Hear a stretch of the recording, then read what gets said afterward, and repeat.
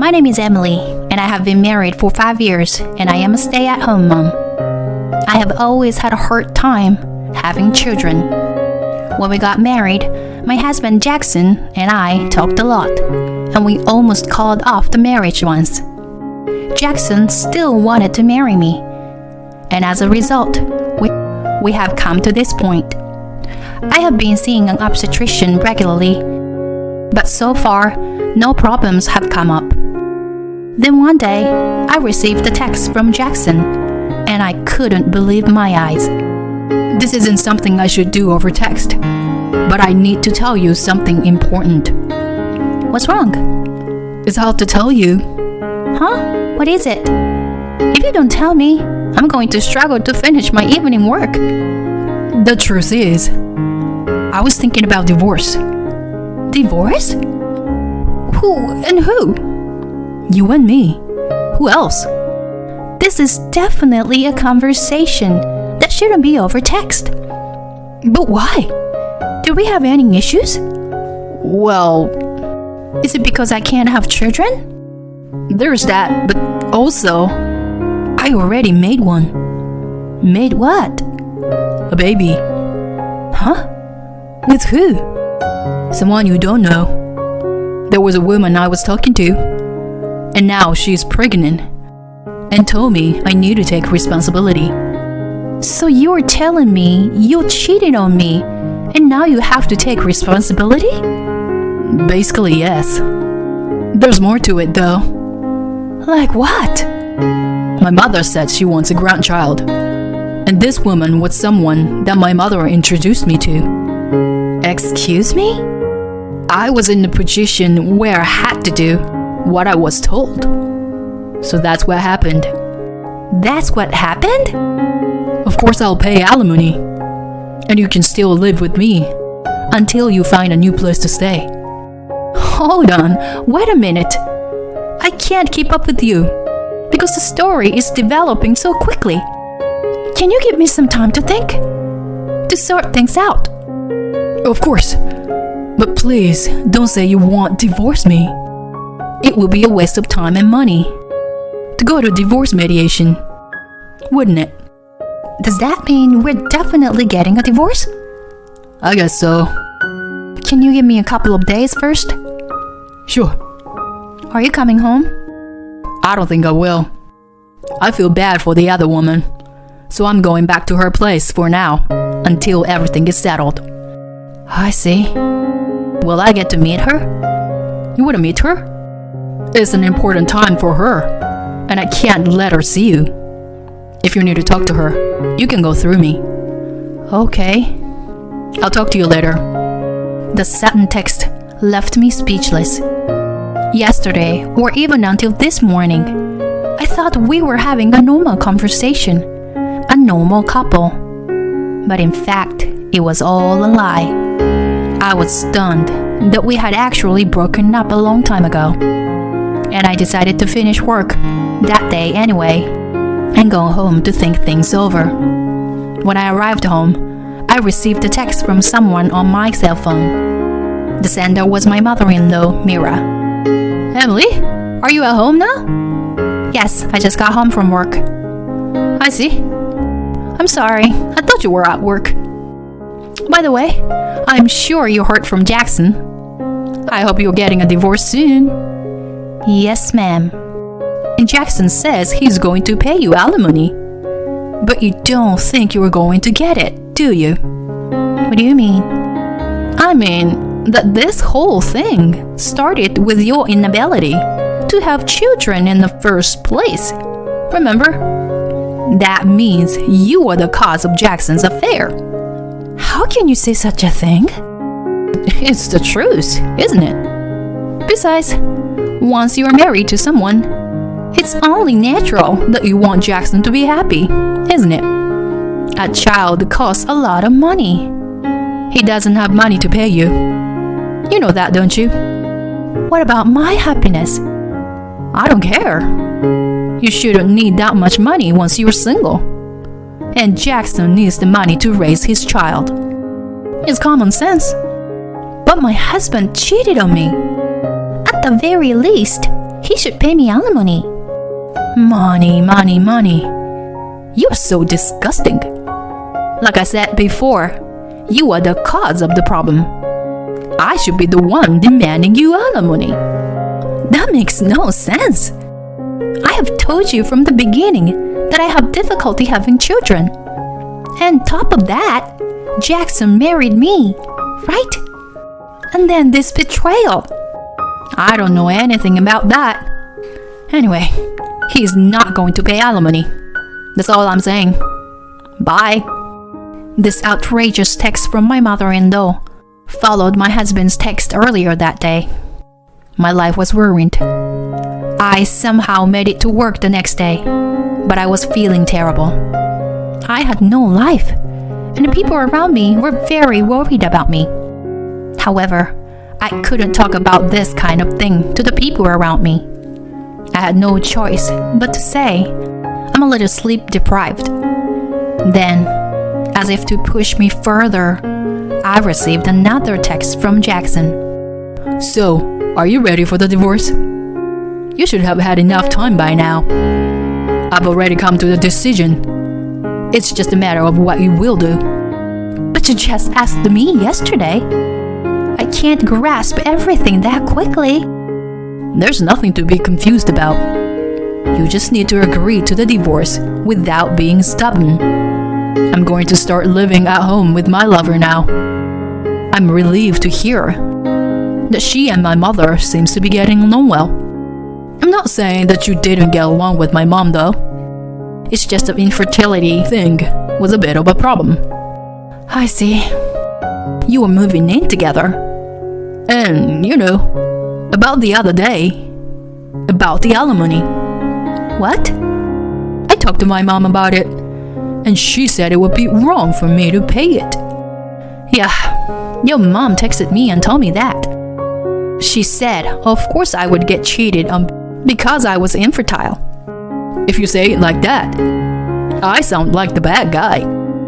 That's not what she meant. This is the best thing for the both of us. I'm also talking to a lawyer about our situation. A lawyer? Oh, but don't get me wrong. I'm not looking for a lawyer to come in between us. I'm just asking for legal advice. I see. About the alimony. How about offsetting it with the fact that we can't have kids? I think that's a pretty good compromise. What do you think? What do I think? We talked a lot about my inability to have children before we got married. We even talked about not getting married at all. But you said you were okay with that. So we got married, didn't we? Did I say that? I remember it was kind of vague and ambiguous. It was like, let's just think about it after we got married. What are you talking about? It's a matter of great importance to me. And you can't just decide on a simple matter like that. But you don't have any proof, do you? Then you don't know the truth, right? But I know it's hard with so much information. But please, come to a conclusion as soon as possible. You don't want to have to go to a lawyer, do you? If I don't get an answer by the end of the week, I'll file for divorce on the grounds of marital breakdown. We're adults, so please cut me some slack. Bye now. I was speechless at how one-sided the argument was. But Jackson's text made me feel determined while I was in a mess and in shambles. I immediately consulted a lawyer.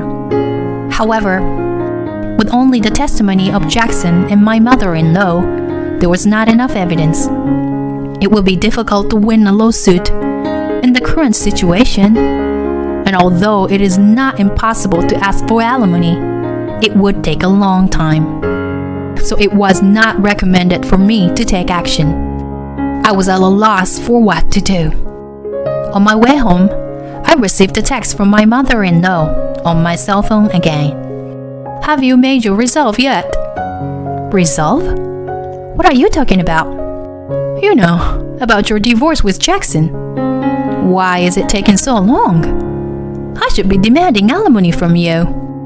Feel free to do that. Your son is the one who cheated on me. What are you talking about? You don't have proof of that. I have the testimony from you and Jackson. That's not enough evidence, I'm afraid. But I've checked with my lawyer, so I'm sure. It's impossible to prove him cheating on you with just our testimony. I'm not even going to ask for alimony. Oh, really? I don't want to end up like you guys. And to be honest, I don't even want to see your faces anymore. Oh, you were trying to act tough, huh? I allowed Jackson to marry you because he insisted. So, let's just say we paid you for letting you stay married to him. I'm done with this. I'll get a divorce, and I will never speak to you again. Please don't contact me either. Fine, sounds good to me. Well, Emily, goodbye now. As much as I didn't agree, I didn't want to waste any more time.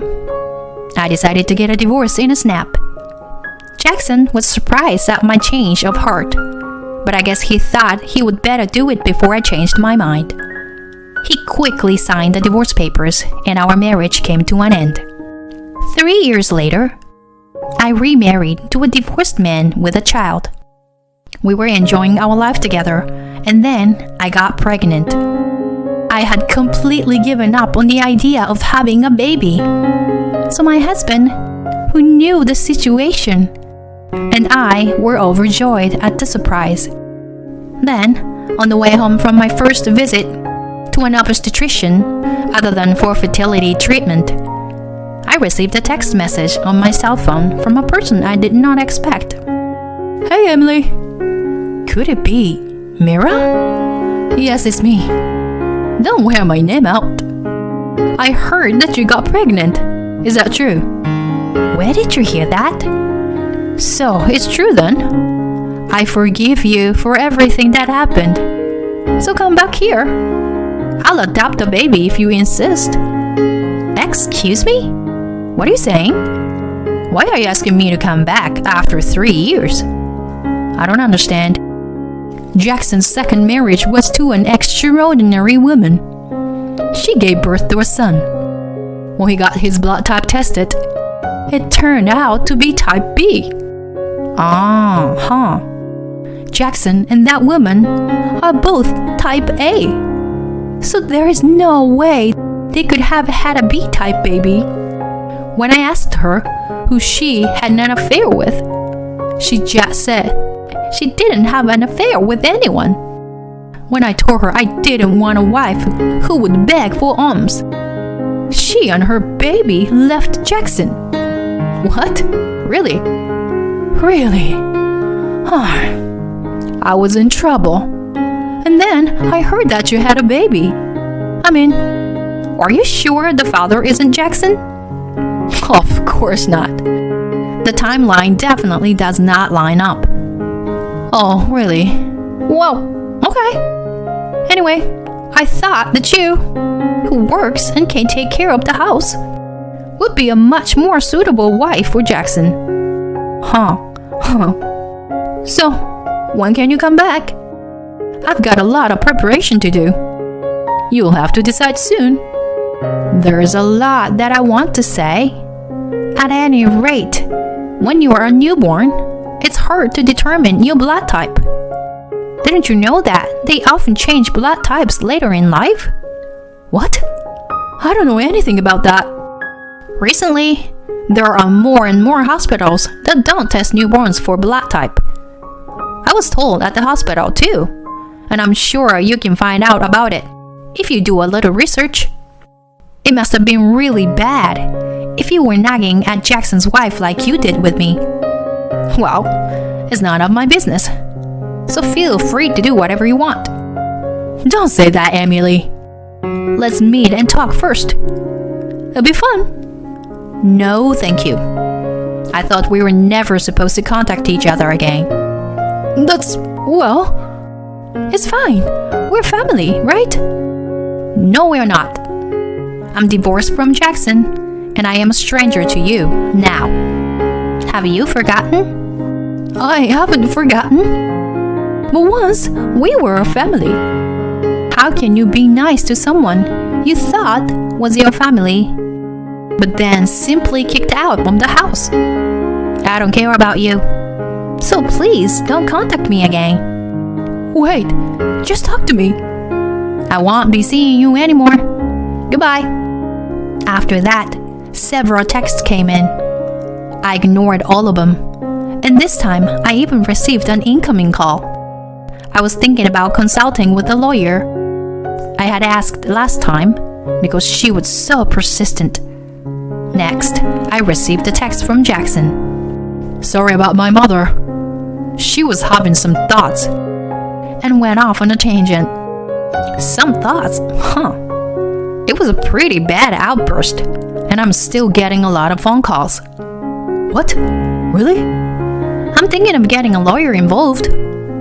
I'm sorry. I'll get her to stop right away.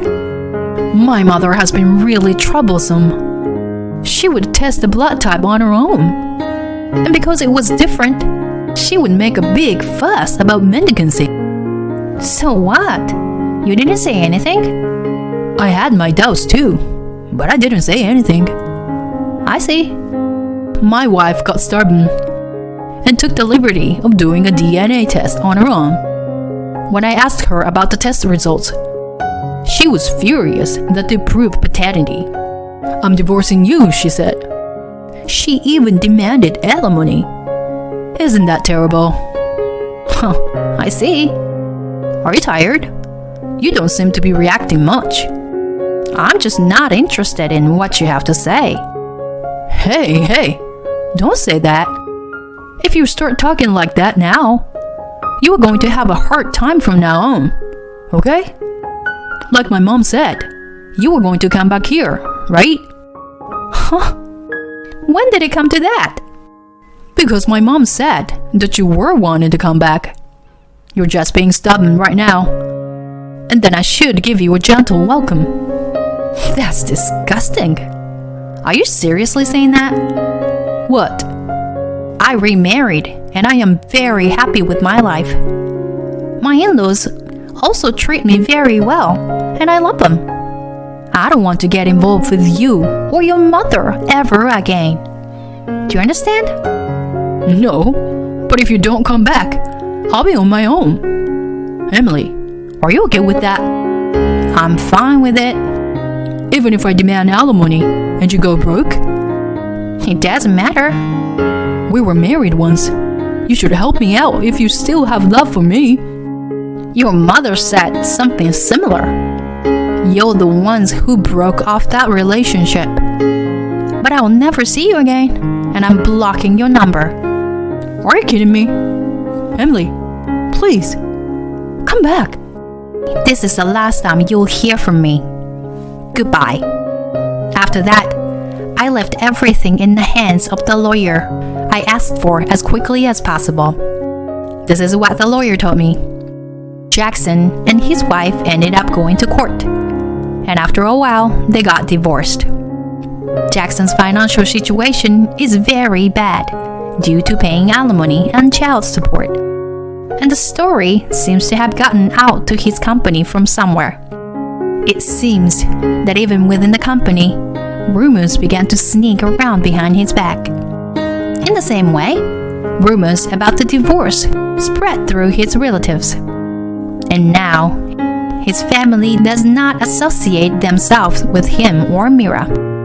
But I don't really care about that. I am busy preparing for my baby.